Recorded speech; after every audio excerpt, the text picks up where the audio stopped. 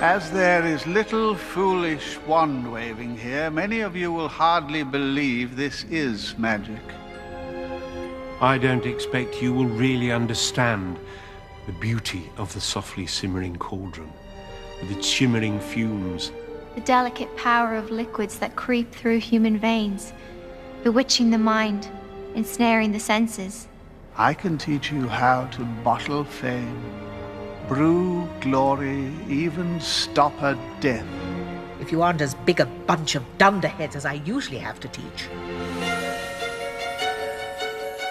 In Harry Potter, JK Rowling created one of modern fiction's most alluring and magical worlds.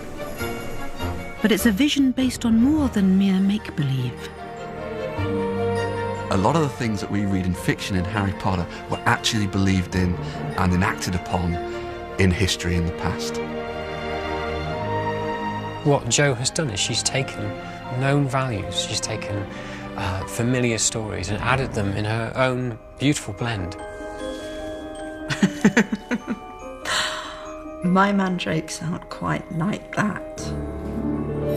The search for magical knowledge has obsessed humans since time began. From the age-old quest to conquer death, to master destiny, and overturn fate. Look at this. Oh my God! I think it worked. Human beings have dreamt up magical ways of thinking. I don't think everyone should believe in magic, but I'm not sure I would trust anyone who doesn't, in some way or another. Accio. This is the story of the real-life magic at the heart of Harry Potter.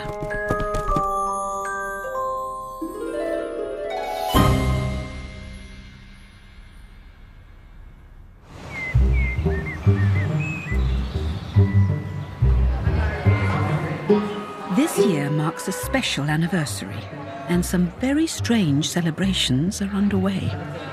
We came all the way from Brooklyn, New York. This is my mom, this is my daughter, and these are my granddaughters. Obliviate! I've come as Mourning Myrtle because she has a lot of personality for a dead person. Yes. I'm Professor Minerva McGonagall, and I can't do a proper accent, so I'm not really going to try. Go on. No. You're welcome to share my cubicle, Harry. Aww. It's been 20 years since an orphaned boy wizard made muggles out of all of us. There's something buried deep within all of us, I think, that would like to get the owl and be told, you are not only unique and special, I'm going to take you to where your people are. I mean, that's such a seductive idea. I think that's not just something that children crave, it's something that all of us crave. I've kind of loved to be in that world. I just love to be in that world. Oh, I wish I was a wizard. But Rowling's wizarding world is closer to our own than we think. As Harry's great friend Hermione Granger once said, Don't legends always have a basis in fact?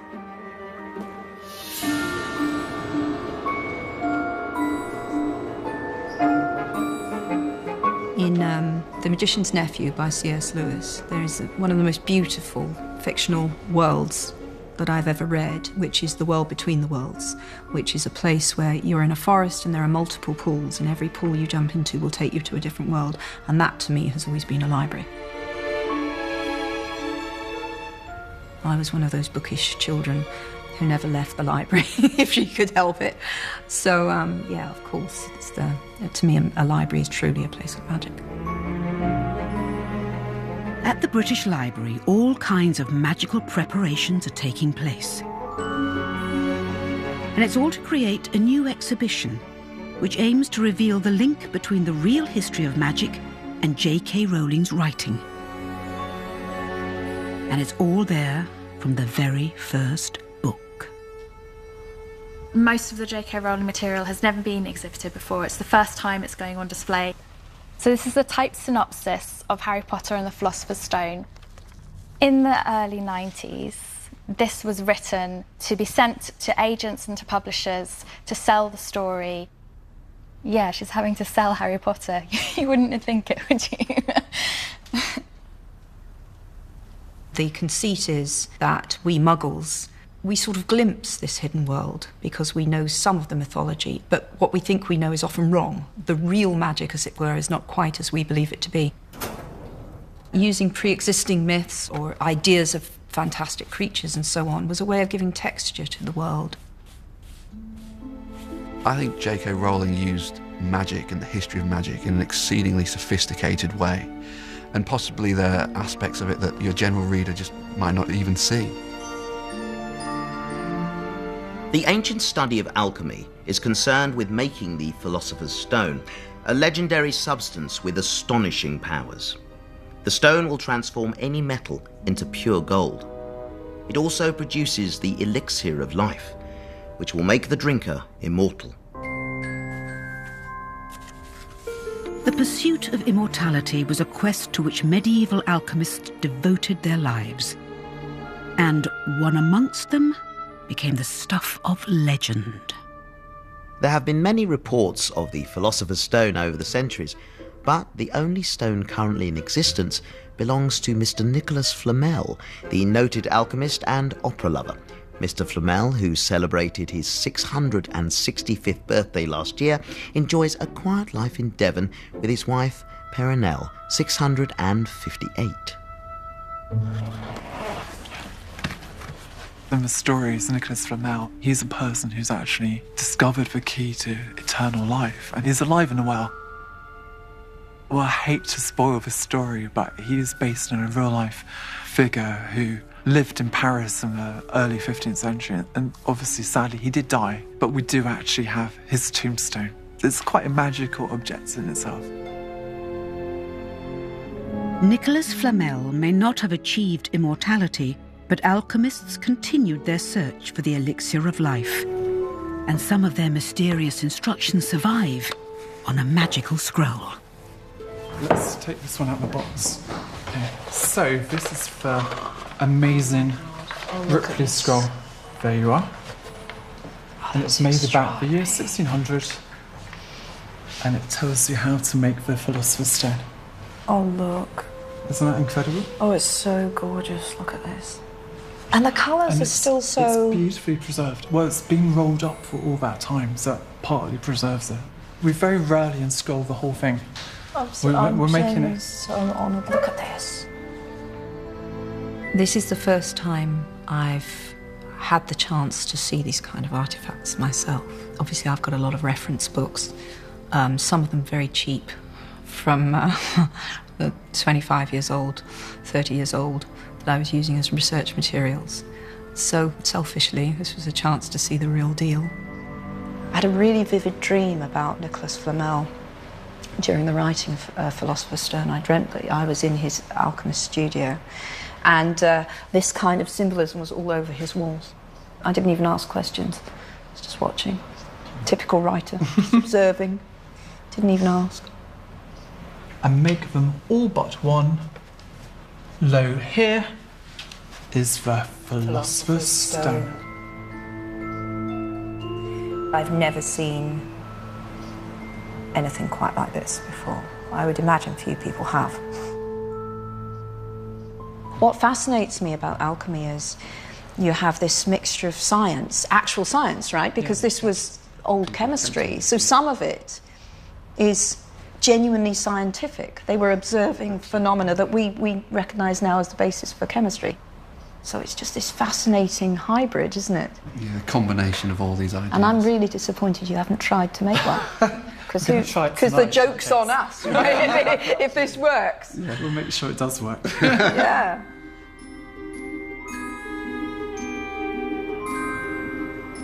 Many scientific discoveries were actually made as a result of people carrying out that alchemical process. There's a very famous painting, it's by Joseph Wright of Derby, and it shows a German chemist, alchemist, in the 17th century. He's trying to create gold, and he's boiling a flask of urine. He doesn't create gold, but he discovers phosphorus in the process. The relationship between magic and science, particularly in the early modern period, is extremely important. What powers are there out there that we perhaps can't see, but which we can harness and adapt for our own use? And to some extent that is a form of magic. Perhaps penicillin is a form of magic. It's just magic that consistently works. But even in our rational, enlightened age of today, perhaps there's still a place for the old ways of thinking. Magic is fascinating to me, clearly, because I've spent a lot of time writing about it, but I think that it connects to very important things about what it is to be human and what human beings want and what they believe. When he had been younger, Harry had dreamed and dreamed of some unknown relation coming to take him away, but it had never happened. The Dursleys were his only family. Yet sometimes he thought, or maybe hoped, that strangers in the street seemed to know him. Very strange strangers they were, too. Children believe in magic because they're starting to make sense of and control their world. But I think we all have that inside us. The world is complex and largely unknowable. And although we've moved on to science, I think that we all, at heart, retain a certain amount of magical thinking. Tarantellegra. Locomotor wibbly. Evanesco. Rictus sempra. I've got to do voice sound. It's the only way it makes it real to me.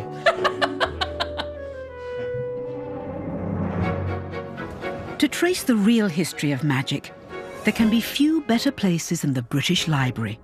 It has 150 million items, and the curators have been searching amongst them for over a year. We're about 4 floors down underneath the British Library and in the strong rooms where we keep most of our rare books. There's miles and miles of books down here. It's a huge space. You are going into sort of strange realms within the collection that are not perhaps so easily understood, so easily catalogued, that sometimes sort of left aside because they don't perhaps speak to our researchers in the way that they do, people who practice magic. As every Hogwarts student knows, a good magical textbook can save your life or solve your problems. But in the 16th century, members of the British cultural establishment believed in them too. So this is one of my favourite manuscripts in the exhibition. It's an actual book of spells. I mean, it's extremely beautiful to look at, I think, and has a lot of interesting content. A real magical textbook. And it belonged to the Elizabethan poet Gabriel Harvey. But this one is an experiment or a spell on how to be invisible and how it must be prepared. There's lots of text written about Gabriel Harvey, but as far as I know, I don't think he ever disappeared. Stabon asem gabelum soneni noti enobol labonem balametem balnon taraku bukarat camere. By the mercy which you bear upon mankind, make me to be invisible.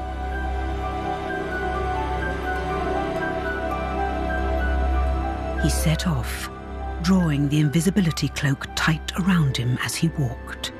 The library was pitch black and very eerie. Harry lit a lamp to see his way along the rows of books.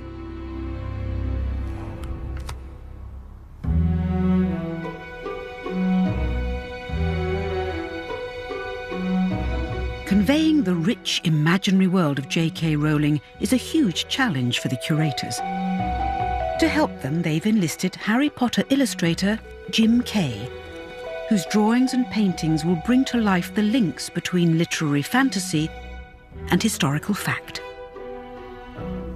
So I first started illustrating Harry Potter back in 2013, and back then I thought, well, it would take about 6 months to do all of book 1, and it actually took me 2.5 years, working 7 days a week, usually 12 hours upwards a day. It was a terrible pressure, and you don't want to mess up the world's most successful children's book. The British Library team are selecting examples of Jim's work to feature in the show. Who is this? McGonagall. It's actually based loosely on my partner, who I aged for this painting, I must stress.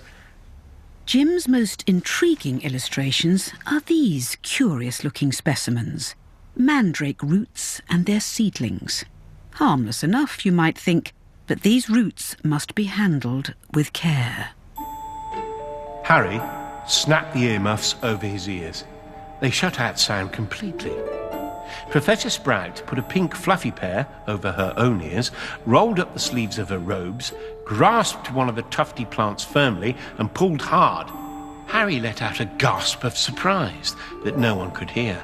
Instead of roots, a small, muddy and extremely ugly baby popped out of the earth. The leaves were growing right out of his head. He had pale green mottled skin and was clearly bawling at the top of his lungs. Professor Sprout took a large plant pot from under the table and plunged the mandrake into it, burying him in dark, damp compost until only the tufted leaves were visible. Professor Sprout dusted off her hands, gave them all the thumbs up, and removed her own earmuffs. "As our mandrakes are only seedlings, their cries won't kill yet," she said calmly, as though she'd just done nothing more exciting than water a begonia. "However, they will knock you out for several hours." In herbal folklore, the blood-curdling scream of the mandrake was thought to kill or send its listener mad. The British Library have uncovered an unusual illustration of the myth. A very unusual illustration indeed. My mandrakes aren't quite like that. I'm seeing a little naked man with leaves and with leaves coming out of his head, with dismembered hands on them, and a dog is dragging him out of the earth. Oh, this is so interesting. This is no ordinary man. He's a mandrake root. Mandragora. Yeah, it's beautiful. Harvesting a mandrake might be fraught with risk, but this manuscript from 16th century Italy has an unusual method to keep a person safe. Tie the mandrake to a dog. Stuff your ears with earth, then blow a horn. As the startled dog runs away, it'll pull up the mandrake without its scream causing you harm. Broadly speaking, I adopted the myth with some tweaks. Very similar. No dogs involved in mine, though. Humans did actually pull them up. And mandrake root was an essential component in a restorative potion that was needed at Hogwarts that year. There are real mandrakes, and the root is human-shaped. So I think that's where the myth came from, isn't it? As often happens, people extrapolated from the real object. The mandrake is no longer commonplace. Yet the elaborate folklore that surrounds it all came down to this rather small, grubby root. There's definitely something in these roots that's, anthropomorphic. It's almost like a sort of pot belly, so you could have a more distended stomach leading to legs, which I quite like. There's always been a fascination around mandrake roots by the fact that they have a very powerful chemical compound in which has effects on people when you eat it that can be hallucinogenic. They can change your heart rate, they can make your eyes dilate, they give you a dry mouth. There's all sorts of terrible things, but it's the hallucinogenic properties that have mystified people for a long time. So the combination of this anthropomorphic human-looking root, along with this really powerful psychoactive compound inside, it's just inevitable that people would put one and the other together and create this wonderful mythology around the plant. Hallucinogenic, that figures, right? Yeah, that definitely figures. I tried to steer clear of hallucinogenic drugs in Hogwarts. I just felt that was wisest. Well, there was enough going on. They didn't need drugs to make life exciting. The mandrake didn't just provide drug-fueled highs. These severed hands symbolize its use as an anesthetic in amputations. Medieval herbals like these reveal the wonder and mystery inspired by plants. This is a time when most people couldn't get access to any form of medicine. A small cut could kill you, It's no wonder that people put so much stock in the potential life-saving properties of the plants around them, really.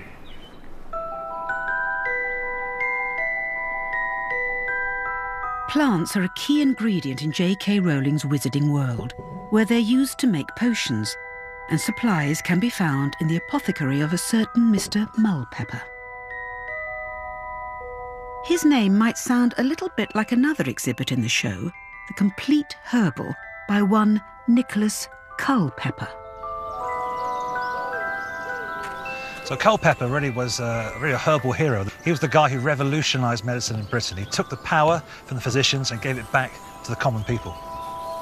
Nicholas Culpeper grew up in the Sussex countryside here in Isfield. So this footpath here would have been the exact footpath that young Culpeper would have walked down from his grandfather's church over to the village. And it's here he would have learned all about the flowers and the plants of the English countryside. This lovely plant here is willow herb. Now Culpeper says the plant is really good for sore mouths if you gargle with it.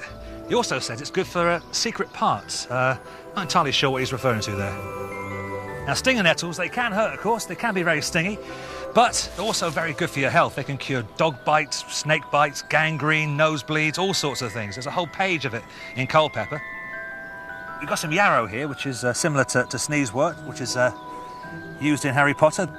Cures wounds, inflammation, ulcers, but it's also very good for toothache. Oh, good for piles as well. Remedies like these weren't known to everyone, just an elite few. Those with a licence from the College of Physicians, whose fees were extortionate. Back in the 1600s, the physicians were in charge of all the medicine. They had all the knowledge, all written in Latin in a big book. It was out of bounds to all the common people. And what Culpeper did was he took that book, he translated it into English. He told people they can get their own medicine and where to go and find it. So the physicians, of course, were outraged by this. Their secrets were out. However, it was too late. For the first time, the people, instead of relying on these physicians and paying lots of money, could actually go out into the hedgerows, into the fields, and find their own cures. And that's what they did. The book was published almost 400 years ago, and it's still in print today. In the 1600s, you could buy it on a street corner, you can buy it online today. It's the book that's been in print for the longest, apart from the Bible. Culpeper's book has special significance for JK Rowling. Oh, yes. I know this book. This is Culpeper's Complete Herbal, and I own 2 copies of this. Am I allowed to touch this? I will be tremendously careful, I'm so scared. Oh, wow, look. It's not even the properties of the plants, it's just the way that they wrote about the plants and observed them and tied them to planetary movements and so on. There's such a poetry to it. Oh, yes, it is fat, unctuous and temperate, generated of that which is moist, areous and moderately hot. I love it.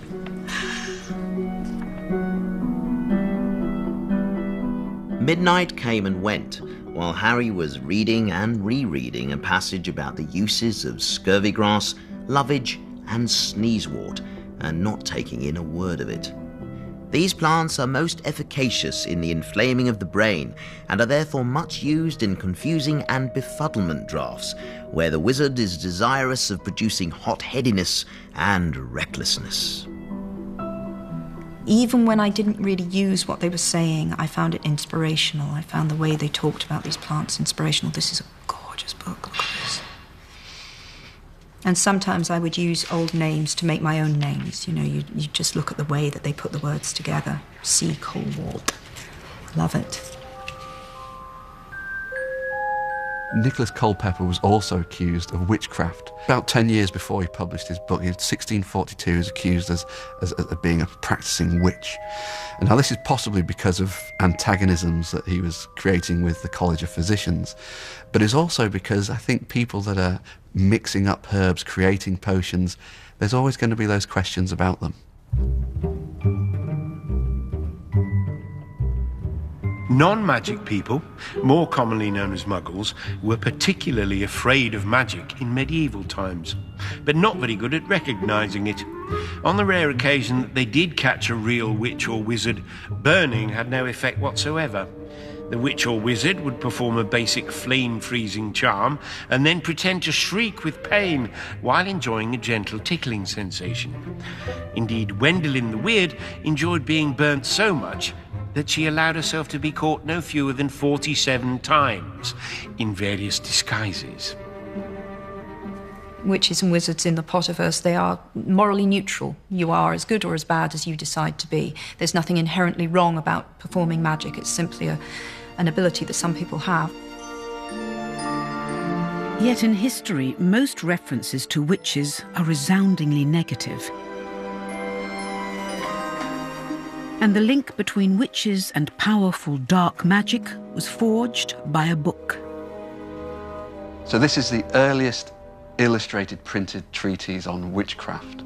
It's called De Lanis et Phaetonesis Mulieribus, which roughly translate as Of Witches and Soothsayers. This is the first time that you get a printed visual representation of witches. And it was published in 1489, written by a man called Ulrich Molitor. In the book, Molitor claims that witches were not as powerful as people thought. But his illustrator clearly didn't read his text, because the drawings tell a different story. So here you have two women. They're old, they're haggard, and they're evil looking. They're dangerous and they're powerful. It shows them as able to create dangerous weather magic hailstorms using cauldrons. This is the earliest printed image of witches using a cauldron. The book was published in 49 different editions and was still in print a century later. The whole text is written in Latin, which wouldn't really be that accessible to your average person, even if they could read. But the images are something that everyone can read, and that is where the power of this book comes in. And it cemented the iconography of how we understand witches to look.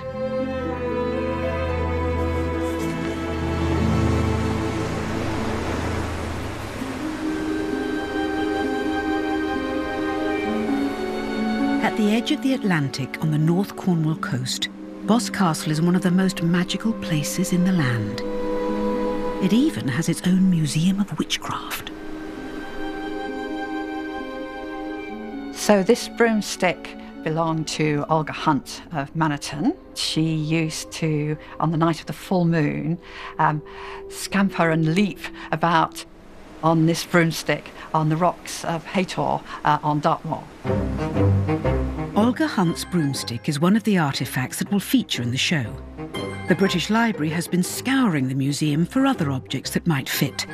There are 3,000 to choose from. This cauldron has a very unusual story attached to it because it exploded, much like the one in the stories of Harry Potter. Oh, this is interesting. The tarred head. I most definitely believe in magic. Do I have to justify that? The museum owns one of the largest collections of witchcraft artefacts in the world. So this is a dried cat. They're often found in old buildings, and they were used as a protection charm to ward off infestation. You'd think that a live cat would do a better job of it, but here we are. There's a number of folk charms here, and this is a rather nasty toad curse. Witchcraft is essentially the folk magic that was practiced by ordinary people. The kind of things that the good witches did tended to be day-to-day solutions. Somebody comes to you, they've got a problem, you say a charm, you get a herb, and you solve that person's problem. There's a particularly lovely love charm that will be featured in the exhibition. Oh, it's moved, sorry. Where's it? The charm was in there. Where is it? Ah! This love charm and the items going on loan to the British Library all have counterparts in Harry Potter. But these were used by real witches in the Muggle world. It's inscribed on an oyster shell. Oysters are any shell really, seen as symbols of fertility. And then there are two conjoined hearts and a symbol for the female and the male, top and bottom. So one or other of them would have commissioned the charm from a cunning man or cunning woman.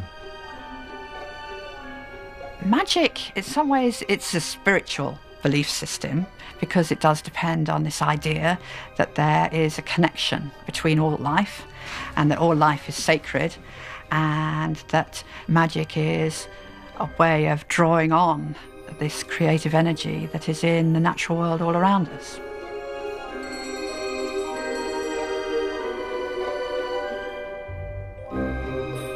And here we've got a selection of wands, one of which is going to feature in the exhibition. Now, wands are subtle tools. They're used to direct energy, but they're also used for creating a magical space. We have an example here of a very dark use of the practice, which is a blasting rod. And blasting rods are basically used to blast people, to direct negative energy at them for a curse of some form. Oh, it could kill somebody very easily, I should imagine. So, used by the right person in the right way. So it's kept behind glass normally. Every Hogwarts pupil needs their very own magic wand. But no two wands are the same. You talk about wands like they've got feelings, said Harry. Like they can think for themselves. The wand chooses the wizard, said Ollivander. That much has always been clear to those of us who have studied wand lore. Wands are an essential part of casting a spell, and everyone has their favourite. Expelliarmus! Will that work? If we could only use them in the Muggle world, they'd come in very handy. I would cast a spell to make TJ in my class like me. Oh, do you not tell it? Obliviate! But for the spell to work, you need exactly the right flick or twist of the wrist. Per totem locomotor. I couldn't find anything on wands, so I just made it all up. That was all me. And I had so much fun. And actually, I do remember exactly where I was. I literally was sitting under a tree out in the open on a very warm summer's day when I wrote that chapter, the wand shop in Philosopher's Stone. And I just sat there and made up all these properties and the cause. And yeah, I really enjoyed that. So yeah, no, I'm afraid I don't know anything about I don't know what anyone else has said about wands. I made the whole thing up.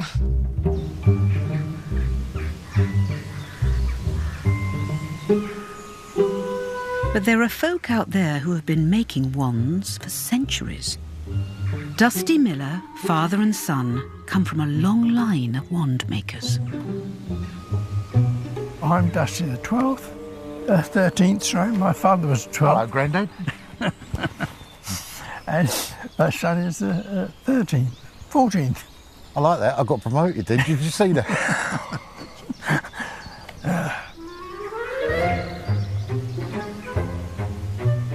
We work for the tree spirits, so they tell us when to go and collect a piece of wood, where to collect it, which tree to collect it from. It's all very complicated and often means getting up in the middle of the night to be in the forest at daybreak. Why they always want daybreak, I don't know. Why it can't be lunchtime, another matter entirely. Trees don't have lunch. No, that's true, they don't.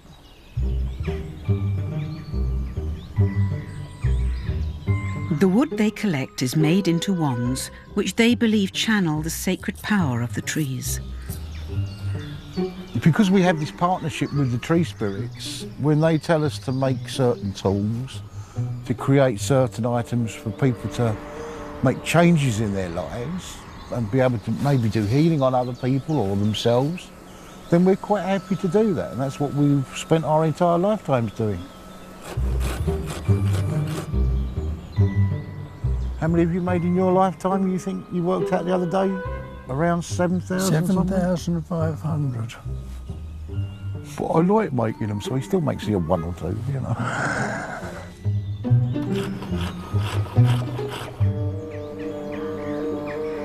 To us, it's the old-fashioned magic. It's part of the magical wonder of the world. Unfortunately, magic as we know it doesn't happen instantaneously. The universe usually takes a little while to catch up and make the changes.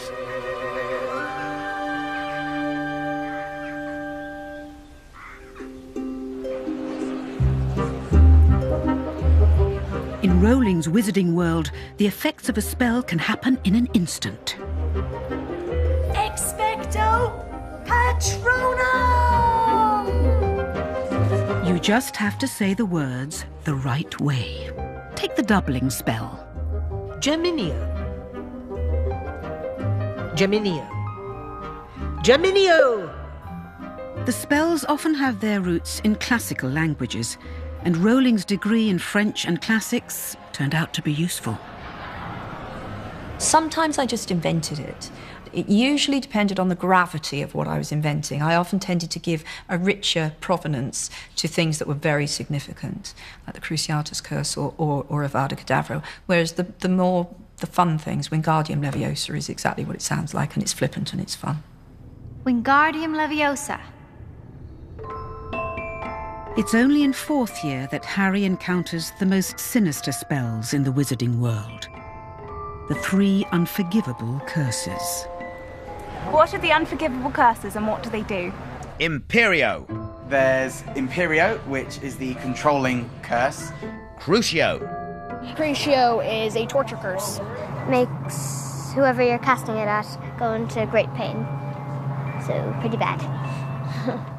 And the final curse, the most dreadful of them all, the killing spell. Avada Kedavra. A blast of green light blazed through Harry's eyelids, and he heard something heavy fall to the ground beside him. The pain in his scar reached such a pitch that he retched, and then it diminished. Terrified of what he was about to see, he opened his stinging eyes. Cedric was lying spread-eagled on the ground beside him. He was dead.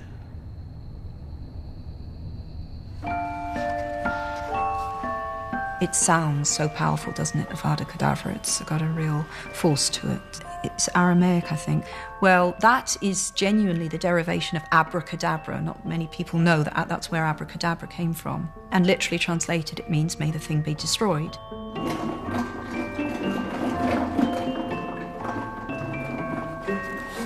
Abracadabra is today often thought of as a charm which stage magicians use when they're pulling a rabbit out of a hat.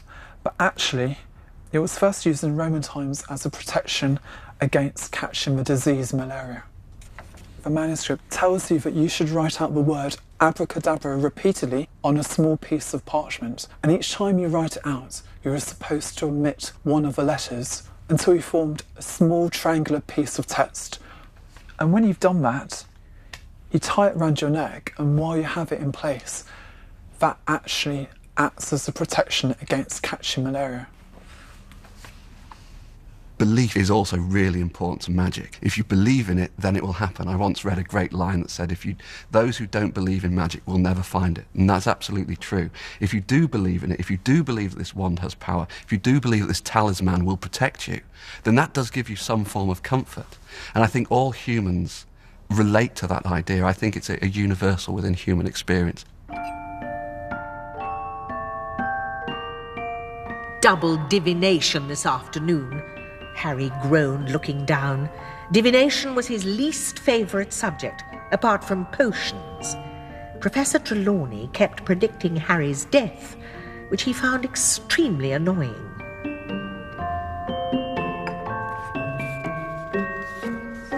A nice item relating to divination on wonders past and present and to come, about the prophecies of old Mother Shipton, who was the famous witch that made prophecies from Knaresborough. A nice, interesting image of a witch, which I think is Yes, in no way a cliché, with her enormous nose and her chin that almost meets the tip of it. That's great. I have a lot of fun with divination in the Potter books because I make it quite clear that you get lucky once every million times. Free will is the abiding principle of the Potter books, not prophecy. Saturn was surely in a position of power in the heavens at the moment of your birth. Your dark hair, your mean stature, tragic losses so young in life. I think I'm right in saying, my dear, that you were born in midwinter. No, said Harry. I was born in July.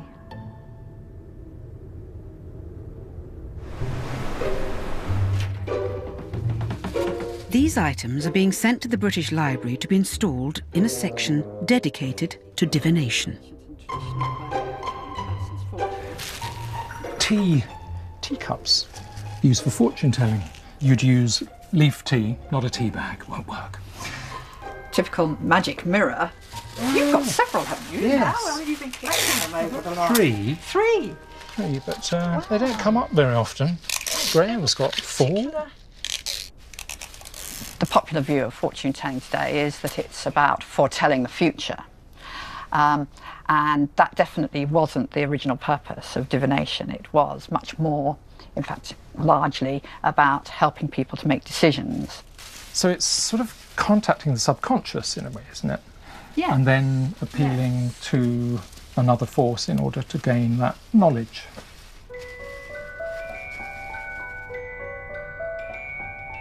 Magic is, I think it's simultaneously about empowerment, but it's also an acknowledgement that we are in a scary and unknowable world, because we know that these ritual practices that go back to what we now would call primitive peoples, and yet we still do a version of it today. You know, many of us still have our own little rituals that we don't even acknowledge as rituals, but it's a way of trying to control what we secretly know is uncontrollable, which is life. This impulse to control the future by communicating with the dead is one that spans millennia and crosses continents. Reflecting the diversity of magic is a task that's keeping the curators busy. I think most of my friends would probably say I'm a Ravenclaw. Bit of a nerd. As soon as I heard that the Harry Potter exhibition was happening, I was immediately excited. These are some of our favourite items. They're the oldest items in the British Library. Once thought to be dragon bones, they date back 3,000 years to the lost Shang dynasty. They are the most ancient examples of Chinese writing. So we are going to exhibit a total of 4 pieces of a collection of 484 oracle bones, which entered the library in 1911. They are animal bones, and they were used for divination practices in Bronze Age China. Until the bones were discovered, historians had little evidence that the Shang dynasty had ever existed. But clues lay on the surface of the bones, and with them tiny, mysterious cracks. They are clearly linked to a ritual involved in order to divine the future. The ancestors who were living in the heavens were believed to know about human beings' future. The diviners were interpreting the cracks as the answer from the ancestors. Bones were light, portable, and could be taken onto the battlefield. The royal diviners prepared them for the king to ask the ancestors about the future. To historians, reconstructing the work of the diviners is a fascinating window into the world of the Shang. Since the 60s, people have been trying to produce cracks. And I think after 30 hours of work, the two of us produced the first crack, which was quite an achievement. And then we produced further cracks. They were very tiny, and we are not yet fully in control of it. This is a degree of sophistication which we aim to achieve, but we need much more practice.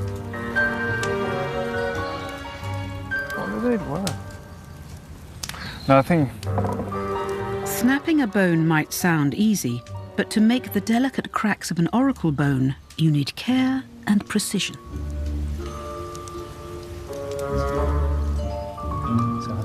We do have a crack. Oh my god! Look at this. Oh my god! I think it worked. It worked! Okay. Well, so as you can see, the crack worked, even though we didn't hear it. But you have the two parts with the baseline here and the other crack going away from it. The Shang king interpreted this tiny crack as a message from the dead. The fragments in the British Library tell us exactly what was on his mind.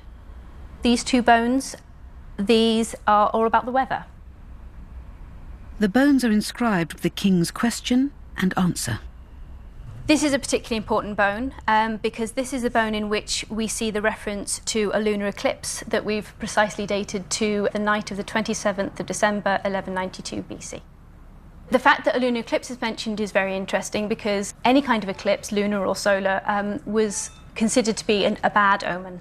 So they would regularly perform these divinations in order to establish whether they should prepare themselves for any sort of disaster. The structure of this one is very simplistic. It simply says that the king read the cracks and said, auspicious, we should perform the de-sacrifice. So the first character here is king. The bones give valuable insight into life in Shang Dynasty China. It's interesting because from the questions posed, we can understand what was very important to the royal family at the time. It was about battles. It was about, is that marriage auspicious or not auspicious? What can I do with this toothache that my royal sister has?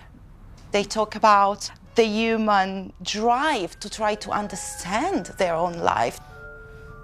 They are quite extraordinary, no? There was a lot more to magic, as Harry quickly found out, than waving your wand and saying a few funny words.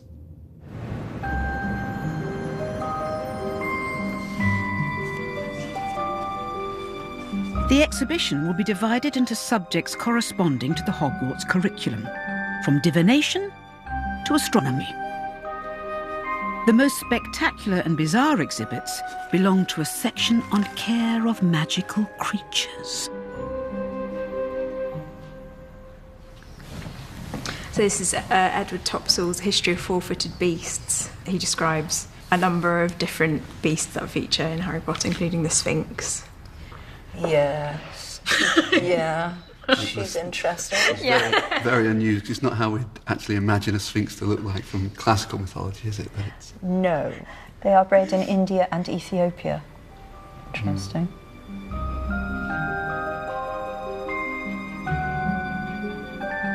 When it comes to beasts, the hippogriff or the dragon, or there are certain beasts that absolutely must be in Potter because they're so well known, you would just expect to see them there. And I've played with them to an extent. This one dates from probably the early 13th century. First of all, the phoenix is making its own funeral pyre by picking twigs and leaves and branches from a tree. And there you are. That. It's on fire and it's going to rise from the ashes. That's my favourite creature. It's gorgeous, isn't it? Yeah, stunning. I also like this chap because that's like an augury, which I invented. There's no such thing, but I call it the Irish phoenix. These are so beautiful. Incredibly human-looking owl.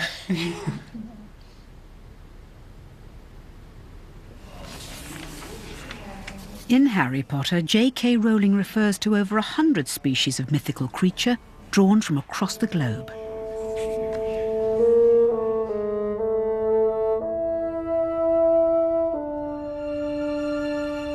In every society, in every culture, there is the practice of magic or the understanding of the supernatural.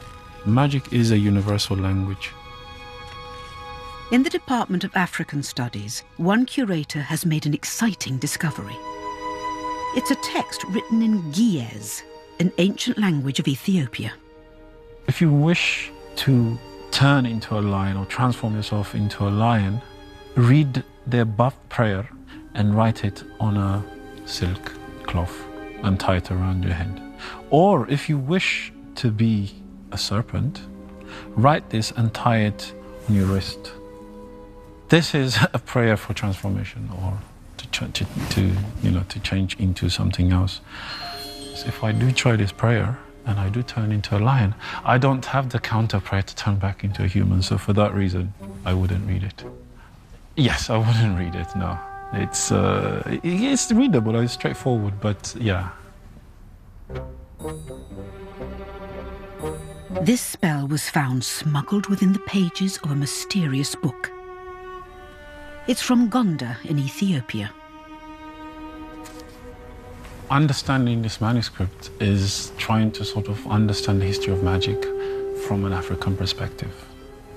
So the owner of this manuscript would have been a Daptara, the equivalent of an alchemist. And this particular manuscript would have been kept a secret. By the 15th century, this type of magic had been outlawed by Ethiopia's Christian king. So manuscripts like these are exceptionally rare. But despite its Ethiopian roots, this branch of magic is very similar to an important subject taught at Hogwarts. This book is defense against the dark arts. So the purpose of this talisman is to protect the client from real or imagined harm. In defense against the dark arts, Harry's magical ability shines when he masters wizarding's most powerful protective charm. Expecto Patronum, he yelled. And out of the end of his wand burst not a shapeless cloud of mist, but a blinding, dazzling silver animal. He screwed up his eyes to see what it was. It looked like a horse. It was galloping silently away from him across the black surface of the lake.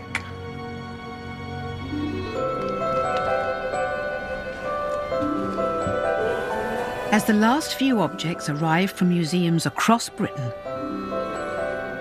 they're being joined by works that are rather more recent. These date from the 1990s. I chose them all because they had particular meaning to me. They're all pieces of writing or doodles that I could particularly remember. And they come from very different stages in the process. So some of it's on my very old manual typewriter, lots of handwritten stuff. They just show what I was thinking. This is a sketch of Hogwarts that JK Rowling sent to her publishers Bloomsbury, and it maps out all the key elements of Hogwarts, and she's given notes as well. My favourite bit about this one is where she's drawn the squid that lives in the lake. Recent British Library exhibitions include William Shakespeare, John Milton, and Jane Austen. It's the first time a living writer has been the focus of a major show here. It's a huge honour, and at the same time it feels quite surreal. You know, to me they're just my working materials, so, and then you see them in a glass case and you think, how on earth did that happen? It's a very peculiar sensation, yeah. So this is one of mine. So I don't feel quite so reverent about this one.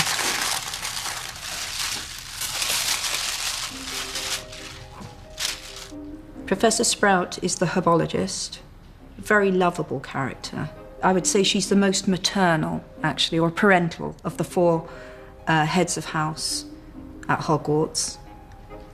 So I drew this picture on December the 30th, 1990. And I can be very precise about when I drew this picture because I was staying at a friend's house. I'd been writing Potter for 6 months. And I stayed up when everyone else had gone to bed because I was watching the movie The Man Who Would Be King. And the reason I can be incredibly precise about when I drew this is because that, at some point during the time I was watching that movie and drawing this picture, my mother died 250 miles away. And I got the phone call the next day to say that she had died. So this obviously means a great deal to me, this picture. But there was something quite extraordinary that I only realised about 20 years later, so it seems very appropriate to say it now in the context of this exhibition. The Man Who Would Be King, for those who don't know, is a story with Sean Connery and Michael Caine in it, and it's from an old Rudyard Kipling story. And the Masonic symbol is very important in that movie. And it was literally 20 years later that I looked at the sign of the Deathly Hallows and realised how similar they were.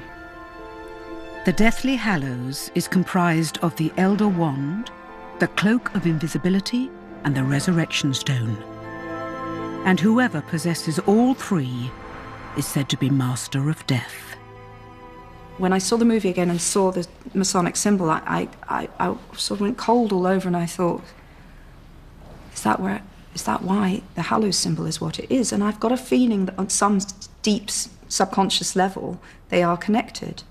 So I feel as though I sort of worked my way back over 20 years to that night, because the Potter series is hugely about loss.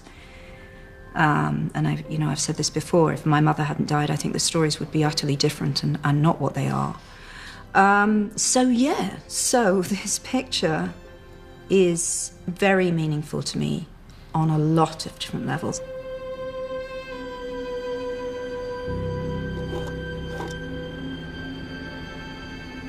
Harry was so close to the mirror now that his nose was nearly touching that of his reflection.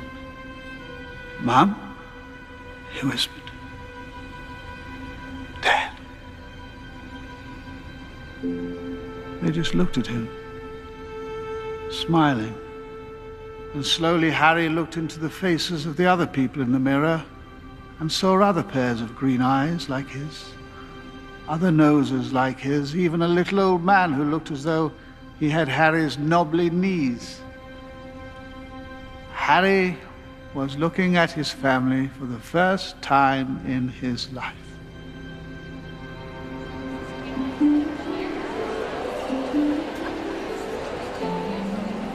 I meet people quite regularly who tell me what Potter meant to them, and I can only say that even they have no idea what it meant to me.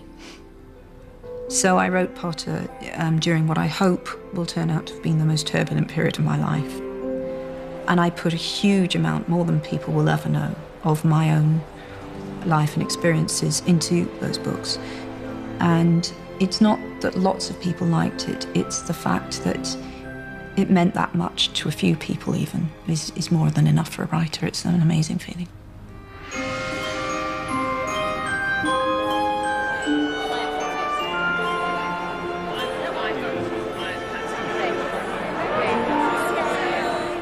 Hermione, however, clapped her hand to her forehead. "Harry, I think I've just understood something. I've got to go to the library."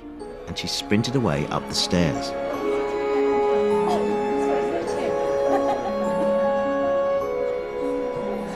"What does she understand?" said Harry distractedly, still looking around trying to tell where the voice had come from. "Loads more than I do," said Ron, shaking his head. "But why's she got to go to the library?"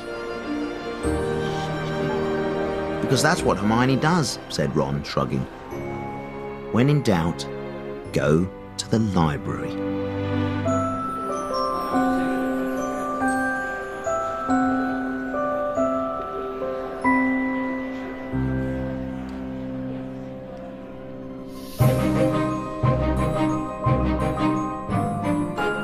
Animal controversy next on BBC Two. O is for organisms in QIXL.